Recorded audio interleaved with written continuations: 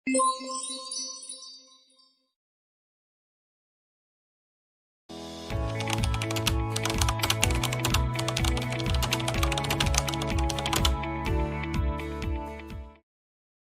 warahmatullahi wabarakatuh. Waalaikumsalam.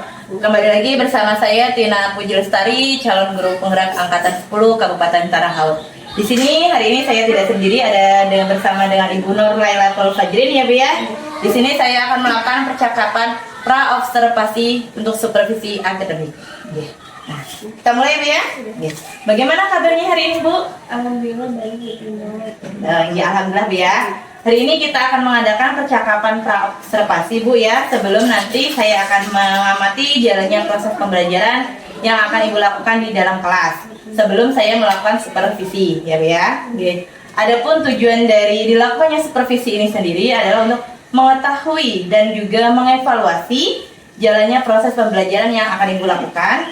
Dan kenapa kita hari ini melakukan percakapan pra-observasi sebagai persiapan awal sebelum Ibu nanti melakukan kegiatan pembelajaran yang agar lebih siap dan lebih percaya diri sehingga memberikan pembelajaran yang terbaik bagi muridnya. Begitu ya Bu ya? Oke. Nah Bu, ini ada beberapa pertanyaan Ibu yang akan saya tanyakan kepada Ibu. Yang pertama Bu, berkaitan dengan tujuan pembelajaran. Kira-kira tujuan pembelajaran apa yang ingin Ibu capai Bu? Untuk tujuan pembelajarannya yaitu saya ingin peserta didik dapat menyebutkan dan menulis bilangan bulat positif dan bilangan bulat negatif serta dapat menggunakan garis bilangan untuk penjumlahan dan pengurangan bilangan bulat. Berarti tadi kalau yang dapat saya ambil tujuan pembelajarannya dapat siswa itu dapat menyebutkan dan menulis bilangan positif dan negatif ya Bu, bilangan bulat dan juga garis bilangannya tadi. Ya Bu. Bagaimana dengan area pengembangan yang ingin Ibu capai untuk siswa dalam melakukan pembelajaran? Untuk area pengembangan yang ingin saya capai itu siswa dapat bernalar kritis dan dapat pemahaman mendalam mengenai materi bilangan bulat tersebut Bu. Berarti siswa dapat bernalar kritis ya Bu ya tentang pembelajaran bilangan bulat tadi ya Bu ya. Terus Bu, bagaimana dengan rancangan pembelajaran yang akan Ibu terapkan di dalam kelas? Dari strateginya, model pembelajarannya, ataupun metode pembelajarannya Bu? Untuk model pembelajarannya saya mengambil PBL, problem based learning. Jadi saya mengasihkan masalah dulu ke siswa, baru saya jelaskan nanti. Terus juga ada tanya jawab dan diskusi. Ibu. Tanya jawab dan diskusi, berarti nanti model pembelajarannya adalah model PBL ya Bu ya, dan tanya jawab. Terus bagaimana dengan media pembelajarannya Bu yang akan Ibu gunakan di dalam kelas?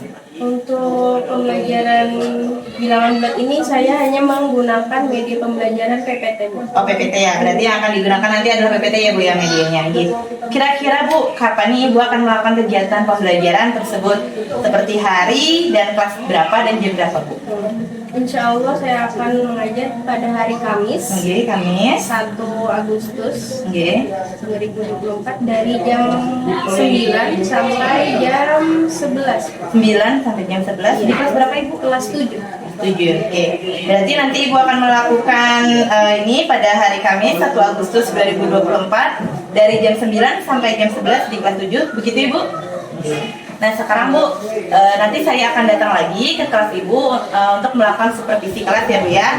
Saya akan melihat dan mencatat hal-hal apa saja yang terjadi di dalam kelas Ibu nantinya. Nanti setelah Ibu lakukan kegiatan observasi atau pembelajaran di dalam kelas, kita akan melakukan lagi Bu percakapan yang terakhir, yaitu percakapan pasca observasi ya Bu ya, yang akan nanti didampingi juga oleh pengajar praktik pula. Sebelum kita akhiri, kira-kira apa yang Ibu dapatkan dari hasil percakapan kita hari ini Bu? Dapat sharing loh masalah pembelajaran apa aja yang harus kita kembangkan, atau ada masukan dari Ibu bagaimana cara kita mengembangkan pembelajaran itu lebih menarik. Berarti lebih ke sharing ya Bu ya di sini ya, bagaimana untuk mengembangkan pembelajaran yang akan lebih menarik untuk kedepannya. Ini nanti Ulun akan lihat dulu Bu ya untuk proses pembelajarannya, baru nanti akan diberikan masukan setelah Ibu melaksanakan proses tadi observasinya Bu ya. Mungkin cukup sekian ya Bu ya yang dapat saya tanyakan untuk hari ini. Terima kasih banyak atas waktunya. Saya akhiri ya Bu ya. Wassalamualaikum warahmatullahi wabarakatuh. Waalaikumsalam warahmatullahi wabarakatuh. Ini tadi adalah akhir dari sesi pra-observasi yang sudah saya lakukan dengan Ibu Nur Lailatul Fajri. Terima kasih sebelumnya.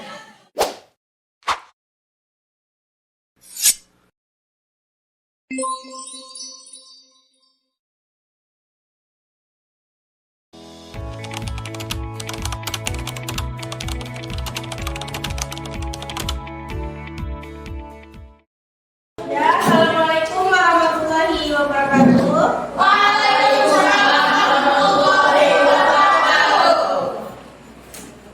Ibu mau tanya hari ini ada apa? Amin. Terus siapa yang absen hari ini? Maaf ya. Sudah berdoa pagi tadi? Sudah.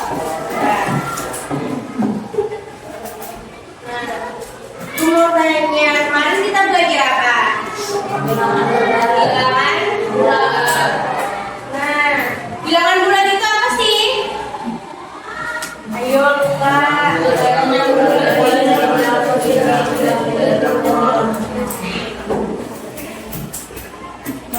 Jadi sudah tahu ya apa itu bilangan bulat. Sekarang kita memasuki operasi bilangan bulat. Nah, tujuan dari pembelajaran hari ini adalah untuk peserta didik dapat menyebutkan dan menuliskan bilangan bulat positif dan bilangan bulat negatif. Yang kedua yaitu dapat menggunakan garis bilangan untuk penjumlahan dan pengurangan. Nah, ada masalah, coba dibaca dulu, Adli. Ya. Yang harus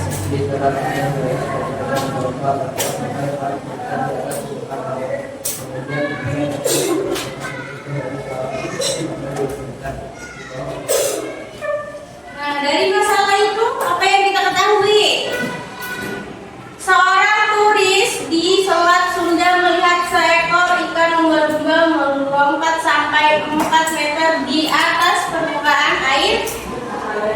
Kemudian ikan tersebut kembali ke laut menyelam sampai 9 meter di bawah permukaan air laut. Kemarin kata ibu kalau di atas permukaan air laut simbolnya gimana ditulisnya? Positif atau negatif? Itu berarti berapa? Seekor lumba-lumba melompat sampai 4 meter di atas permukaan, ditulis apa? Positif 4 atau 4 aja. Terus kemudian ikan tersebut kembali ke laut menyelam sampai 9 meter di bawah permukaan. Jadi itu siapa? Kalau ke dalam menyelam lagi itu dikurang atau ditambah? Kurang atau ditambah? Dia menyelam lagi. Tambah. Tambah atau dikurang? Tambah atau dikurang? Kan ini di atas. Bawah. Dikurang berapa? Ya, kenapa jadi negatif 9? Ya, karena di bawah permukaan air. Berapa nih? 13. Kenapa jadi positif 13? Ya, jadi negatif ketemu negatif jadi positif. Berapa hasilnya? Terus apa? Positif. Nah, berarti posisi lumba-lumbanya di dalam mana kan? 13 meter di bawah permukaan.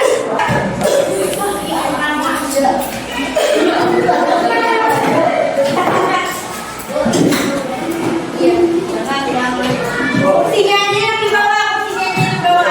Ayo cepat. Dua tadi di mana kata ibu di depan lihat.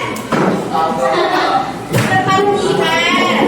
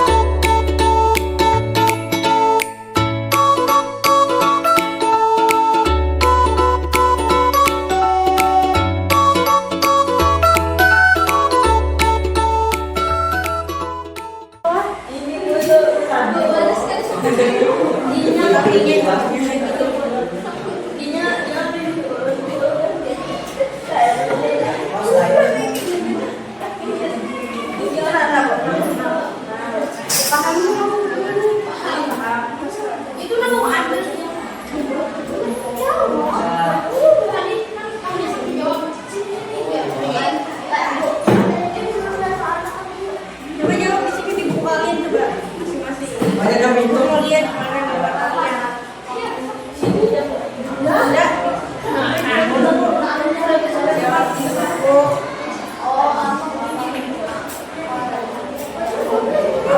BTS salah. Ada BTS ini kita akan bantu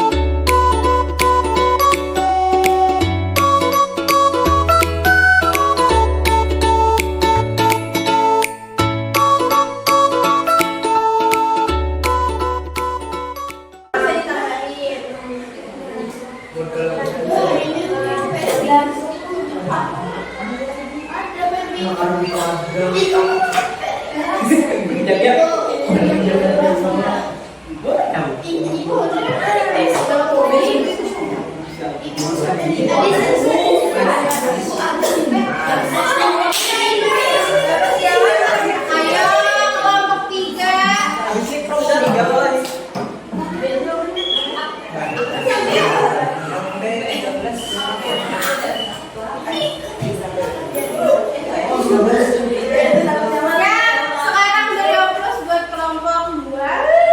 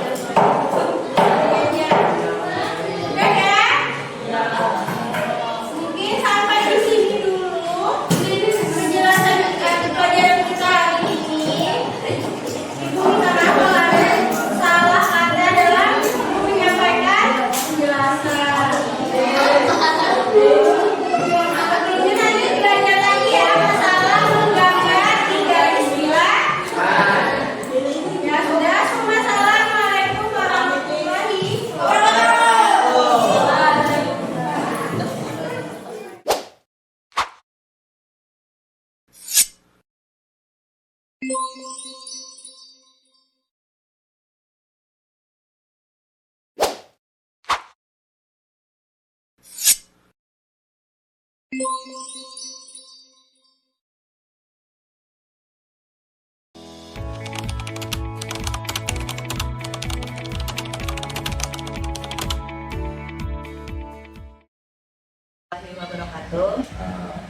kepada kami kita mengucapkan kepada Allah Subhanahu wa Ta'ala, yang mana pada hari ini di pendampingan individu 5 di SMP Mahin Kolek CPP Angkatan 10 di Bina Sinestari. Alhamdulillah tidak terasa sudah pendampingan 5, tapi sudah 5 bulan. Alhamdulillah masih semangat Bu. Insya Allah semangat Pak. So, kabarnya hari ini baik saja ya. Alhamdulillah baik Pak. Jadi nanti untuk selanjutnya, kemarin kan sudah ada pra-observasi, terus observasi, terus sekarang masa observasi. Masa observasi yang didampingi oleh pengajar praktek untuk mengetahui sejauh mana hasil dari pra-observasi, observasi, dan nanti endingnya masa observasi. Jadi itu saja pengantar dari saya sebagai pengantar praktek Ibu Bina. Waktu dan tempat kami persilakan kepada Ibu Bina untuk masa observasinya. Ya, terima kasih Bapak atas waktunya. Di sini saya dengan Ibu Nur Lailatul Fajrin, guru matematika di SMK Walu Soleh Pak.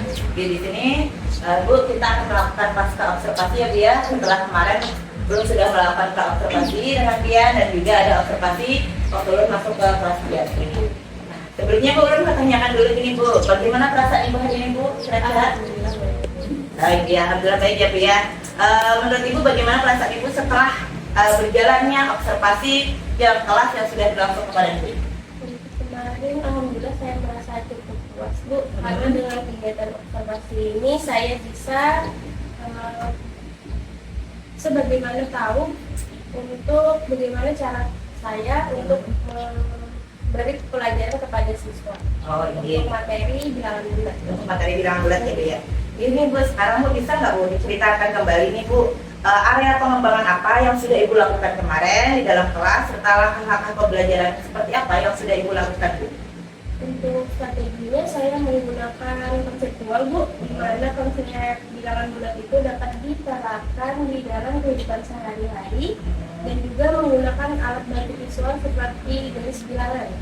Jadi siswa dapat berdiskusi atau berkelompok untuk memecahkan suatu masalah menggunakan garis bilangan. Oke, berarti tadi langkah-langkahnya sudah konsep ya Bu ya, untuk bisa diterapkan di kehidupan sehari-hari dengan cara diskusi kelompok ya berarti Bu ya, untuk menentukan bilangan bulat tadi menggunakan garis bilangan. Seperti itu Bu? Oke. Langkah-langkahnya Bu selain itu apakah ada lagi Bu di dalam proses pembelajaran? Mungkin lebih penggunaannya aja Bu. Penggunaan garis bilangan tadi Bu. Memahami konsep-konsep bilangan bulat. Oh, ini berarti lebih ke penggunaan garis bilangan tadi ya Bu ya, untuk kehidupan sehari-hari. Ibu, selain itu Bu, tadi kan sudah Ibu sebutkan nih sejauh mana area pengembangan yang sudah Ibu sampaikan tadi, apakah menurut Ibu yang sudah Ibu lakukan tadi sudah berhasil atau belum Bu? Saya rasa cukup. Cukup berhasil ya Bu ya? Kenapa Bu? Karena dikatakan cukup berhasilnya Bu? Karena sebagian siswa tuh masih ada yang kurang memahami konsepnya Bu, dan belum masih ada siswa yang belum bisa membedakan bilangan negatif dan positifnya. Jadi berarti ada sebagian siswa ya Bu ya masih kurang memahami tentang konsep yang mana yang bilangan positif, yang mana yang bilangan negatif. Apalagi sudah kalau masuk ke dalam konsep penjumlahan pengurangan. Begitu ya berarti ya. Selain itu ada lagi Bu kendala-kendala Bu. Selain itu tadi kan kurangnya siswa yang memahami bilangan positif dan negatif. Kendala apa lagi nih Bu yang Pian hadapi pada saat melakukan proses pembelajaran tersebut Bu? Untuk waktu, terus sama medianya Bu. Oke. Kenapa Bu dengan waktunya Bu? Kurang waktunya Bu ya? Oh, kurang waktu. Iya, saya rasanya kurang. Oh, masih kurang ya Bu ya? Memang berapa menit kemarin Bu? Jadi masih merasa kurang Bu untuk pembelajaran matematika itu sendiri Bu? Kalau kemarin kan 1,5 jam ya Bu. Ah. Tapi kan karena berkelompok, jadi mungkin karena itu juga sebagian siswa masih kurang memahami. Oh, ini berarti karena kurang itu ya Bu ya waktunya tadi Bu ya, kurang waktu. Oke. Karena matematika dan juga tadi karena berkelompok tadi Bu. Terus untuk yang media tadi Bu, kenapa Bu? Kira-kira Bu? Medianya, media tadi katanya. Cuma pakai garis kayak gitu aja Bu. Jadi bingung soalnya masih Bu. Oh. Apalagi Kak, di masih SD, pas SD tuh kurang dipelajari tuh. Dari kurang mengulang juga keponakannya Bu. Kurang mengulang lagi ya Bu untuk pembelajarannya. Ini kan Ibu sudah tahu nih, kan tadi masalah waktu dan juga media ya Bu kendalanya. Kira-kira nih Bu untuk kedepannya nih Bu, rencana Ibu nih supaya menghindari tadi kendala-kendala baik itu kekurangan waktu, terus media, apa yang akan dilakukan Bu? Sering-sering mengasih soal atau kuis. Berarti lebih ke latihan Bu ya, sering melatih, sering memberikan latihan kepada murid supaya terbiasa ya Bu ya. Ya ada lagi mungkin Bu selain itu Bu? Karena siswa biasanya suka kuis dadakan. Aku dadakan, lebih Iya. suka kuis dadakan ya Bu ya. Kenapa seperti itu kira-kira Bu? Karena mungkin mereka merasa tertantang. Oh iya, Apalagi berarti matematika. tertantang ya Bu ya. Iya. Lebih suka kuis dadakan berarti ya Bu ya ini. Ada lagi Bu mungkin rencananya Bu untuk pembelajaran Ibu supaya lebih baik lagi ke depannya itu Bu? Ini gimana saya menyediakan media pembelajaran. Menyediakan media ya Bu ya. Menyediakan media. Berarti sering-sering memberikan latihan dan juga menyediakan media yang lebih menarik mungkin ya Bu ya. Kira-kira nih Bu kan tadi sudah ada nih rencana ke depannya Ibu akan melakukan perbaikan ya Bu ya untuk proses pembelajarannya. Kira-kira kapan nih Ibu akan melakukan tindakan tersebut Bu, untuk melakukan perubahan di kelas Ibu? Gitu sekarang. Kan matematika. Pelajaran matematika ya Bu ya hari ini. Jadi berarti sekarang yang Bu kita harus melakukan perubahan ini.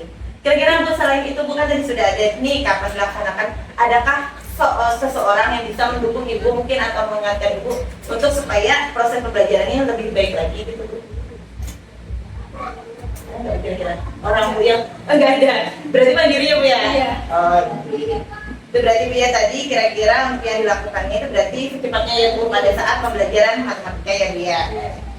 Mungkin cukup ya Bu ya yang saya tanyakan mengenai pasca observasi pada hari ini. Terima kasih Bu ya yang sudah bersedia untuk melakukan percakapan bersama saya tentang pasca observasi. Setelah kemarin saya melakukan pra observasi dan juga kemarin juga observasi. Terima kasih banyak Bu. Terima kasih sudah dilaksanakan pasca observasi. Intinya untuk direfleksikan bersama-sama. Seharusnya saya memegang RPP dengan si beliau ini mengetahui apa yang kita tersebut. Walaupun sudah diungkapkan secara lisan, tapi yang jelas perancangan RPP itu bisa kondisional. Misalkan sampai hari itu sudah merancang pembelajaran yang di kelompok-kelompok, terus di suatu ada suatu kejadian yang akhirnya ini kok kurang kondusif kalau kelompok ini dengan kelompok ini, silakan nanti itu bisa diubah, tidak harus sesuai dengan rancangan awal. Kan namanya rancangan itu disesuaikan dengan kondisi si anaknya. Kadang-kadang kita sudah merancang sebaik apapun modul atau RPP, tapi pada saat kita melangkah ke kelas saja itu ada sudah ya kan? Atau apa segala hal yang terjadi di situ, jadi itu silakan tidak harus sesuai dengan apa yang rancangan dulu. Misalnya rancangannya nggak ada SPK, silakan diisi. Kenapa ini di rancangan nggak ada, ini misalkan ditanya oleh supervisor atau kepala sekolah dan sebagainya. Itu intinya kita memberikan alasan yang jelas dan tepat. Karena untuk menghabiskan siswa pada waktu pembelajaran itu harus siap dulu. Jadi mempersiapkan mereka, kondisi mereka seperti apa. Bukan memilah-milah gaya belajarnya, tapi mempersiapkan kesiapan mereka. Kalau kondisi ngantuk kan nggak kita bisa paksakan, walaupun anak itu sepintar apapun di matematika, kita prediksi sudah pintar. Tapi dia ngantuk, dia gurunya terlalu malam dan akhirnya ngantuk lah pada saat siangnya. Itu silakan, ya silakan. Jadi silakan nanti itu di model namanya seorang guru pendidik itu harus berpikir tingkat tinggi, berpikir cepat. Karena apa? Karena kadang situasi di kelas itu kan nggak menentu ya. Kita masuk ruangan A, ruang B belum tentu kayak ruang A, ya kan? Terus sebaliknya juga hari pertama masuk sama hari kedua beda juga. Jadi secepat itulah seorang pendidik mengambil suatu keputusan yang harus ini saya biarkan berlarut-larut. Itulah kepedulian dan empati seorang pendidik. Oke saja kita menerangkan istilahnya ini sudah saya terangkan ini. saya nggak urusan anak ini bisa atau enggaknya, itu malah yang fatal, yang tidak diperbolehkan, yang salah. Oke. Kita harus melihat kondisi mereka dulu, kita terangkan, tapi anak ini kok nggak fokus, nggak apa, silakan fokuskan dulu, dikondisikan dulu, baru anak ini bisa melakukan dengan baik. Hanya dengan kita sebagai orang dewasa yang sudah notabene lulusan sarjana ya, itu kalau kita melihat suatu presentasi terus narasumbernya itu cuma membiarkan kita nggak aktif, itu kita akan uyuh sendiri dan nggak akan memperhatikan itu kan. Ini cuma menghabiskan waktu. Jadi sebagai pendidik bisa ditularkan ke teman-teman yang lainnya, jangan cuma terpaku oleh waktu. Sampai ini tadi sampai kurang jam itu malah menurut saya bagus. Bagusnya apa? Nggak terasa. Di dalam itu sangat asiknya. 2 jam, 3 jam, apa yang dibicarakan kok. Temennya yang perhatikan aja, perhatikan yang di kantor aja lelah, kok nggak keluar gitu. Tapi kok ini asik di dalam. Itulah yang membuat penasaran, itulah yang akan pembelajaran yang menarik. Jadi pembelajaran yang menarik itu tidak harus dengan IT, tapi yang membuat penasaran mereka yang misalkan sering melihat atau menonton drakor atau menonton sinetron atau apa lanjutan episode berikutnya apa ya, kan juga sama dengan halnya siswa menanti kita. Misalkan sampai cerita pembelajaran ini, oh ini kita next step, anak akan penasaran, kayak gitu. Nanti akan ditunggu-tunggu kedatangan pian untuk jam berikutnya atau hari berikutnya. Itulah pembelajaran yang menarik. Bukan pembelajaran yang harus mengeluarkan beberapa atribut ataupun macam-macam. Ya. Tapi hal yang kadang cerita itu aja bisa membuat si siswa itu menarik. Itu menceritakan perjalanan ini terus menempuh jarak berapa kilo dan ini nanti berapa sampai sana jam berapa itu kan. Terus itu nanti akhirnya yang kontekstual aja, yang kontekstual itu misalkan perjalanan yang real di sini aja. Yang misalkan dia nanti akan melakukan perjalanan sampai ke Tangsung. Nah, Tangsung itu lewat mana saja nanti yang kamu tempuh, misalkan lewat jalur Matah. Nah, sampai Matah berhambat, terus sampai ke sana nanti berapa jam? Nah, itu nanti kan secara kontekstual nanti, dan anak akan ada rasa penasaran. Jadi pembelajaran yang asik menarik bukan cuma tergantung metode teknologi, karena itu akan berbeda nanti dengan hal-hal yang penasaran yang terangkan nanti kita. Tetap hal ceramah itu tetap kita lakukan, ya. Karena ceramah itu ceramah yang mengasihkan, yang memakai tempo, ada naik turunnya, jangan cuma lompong aja. Kalau anak pasti akan terguling, kan gitu. Nah itu salah satu metodenya. Jadi silakan nanti diterapkan. Jadi yang perlu digarisbawahi, jangan cuma menghabiskan waktu. Kalau menghabiskan waktu itu akan lama ya. Selesai, benar kan gitu. Jadi silakan divariasi. Terus nggak harus ngomong terus, ya. Boleh lah duduk, boleh. Keliling boleh, ya. Silakan. Keliling ke kelompok-kelompok lain, duduk boleh juga, nggak masalah. Nggak harus biar aktif terus. Nggak harus. Kadang ada perlu rehatnya kita, ya. Kita bukan mesin, ya kan? Kita bukan mesin, tapi kita perlu rehat juga. Tarik nafas, dengan mindfulness. Tapi bisa kita dikembangkan di mana, di kombelnya, ya, di kombelnya mindfulness yang sederhana saja. Silakan diterapkan ke teman, nanti teman menerapkan ke anak-anak. Nah, jadi anak-anak nanti pada saat emosi sama temannya, emosi sama orang tuanya, dia akan bisa mindfulness, akan mengembalikan keutuhan jiwanya nanti. Oh iya, ini ternyata lain dengan suasana Islami, astagfirullah dengan begitu dan sebagainya. Silakan dikombinasikan, karena itulah keutamaan atau kelebihan dari sekolah Islam. Jadi nanti bisa menerapkan kolaborasi dengan nafas, itu istighfar, dan sebagainya. Itu akan berdampak luar biasa. Itulah nilai plusnya kenapa dikatakan SD plus atau SMP plus. Itu kalau di sekolah kita yang notabene negeri, kita mau berpikir ini ada non muslim, itu nggak bisa. Itu nanti akan apa? Mengotak-otakkan endingnya. Nah, itu. Jadi utama Dian silakan di sekolah yang berbasis Islam kombinasikan antara nasionalisme dan Islam untuk influence-nya itu nggak masalah.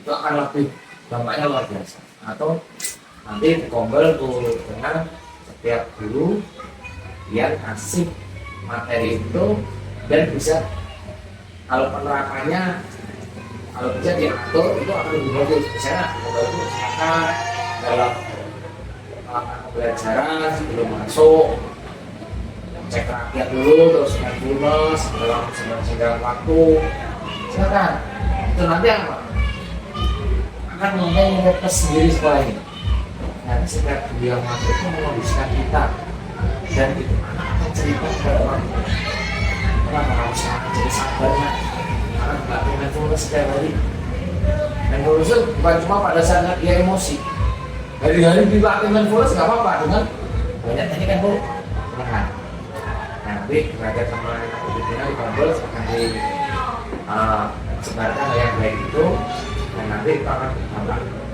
pada saat latihan pun juga yang pada saat kampus kami fokus teman-teman kita latihan karena nggak dilatih susah kita sebagai pematerinya anak-anak sebagai objeknya kalau nggak kita latih pada tombol itu teman-teman nggak bergantian atau teman-temannya pasti susah akan melakukannya canggung.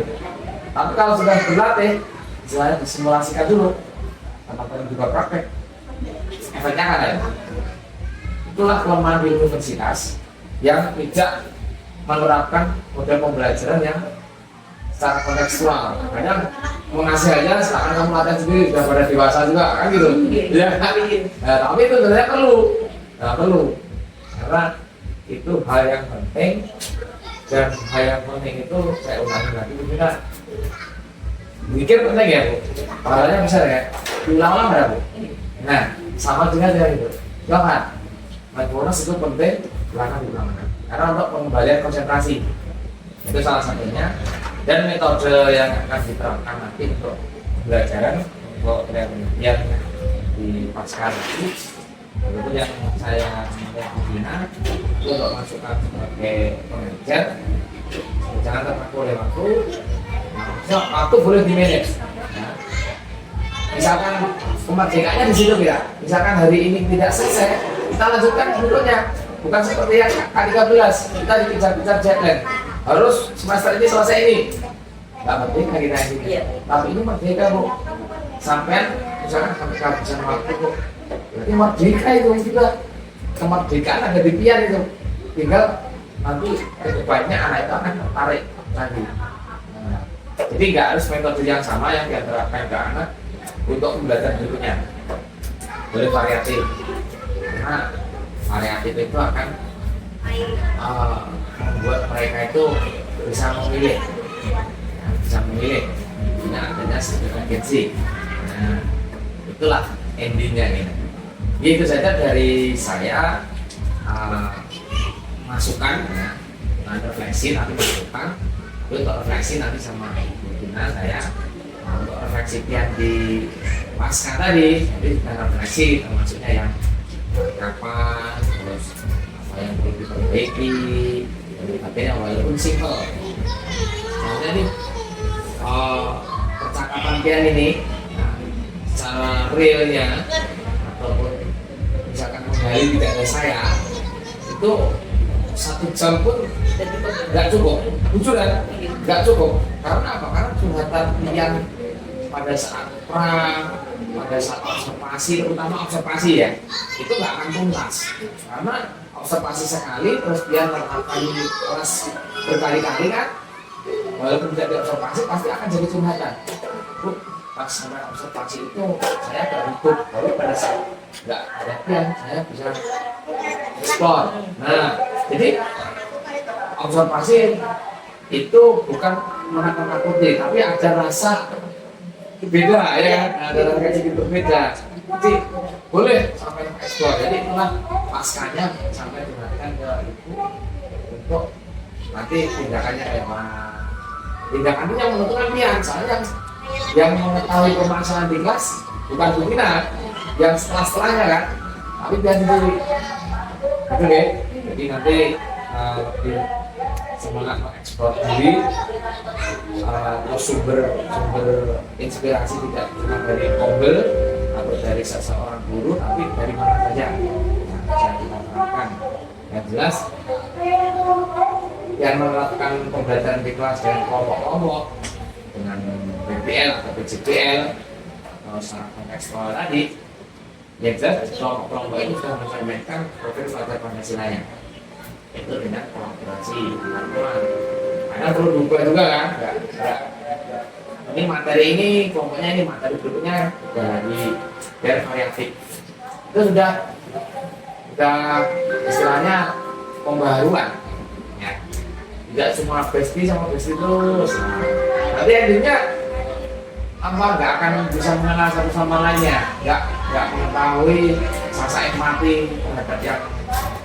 Kalau sama bestie kan setiap hari ketemu, setiap hari nongkrong bareng, rasa empatinya sudah timbul dari awal. Tapi kalau sama orang-orang yang baru kan belum. Jadi kita menunjukkan rasa empati itu pada semua siswa, pada semua orang. Jadi tidak berpikir kasih di situ. Itu ngajar kelas berapa?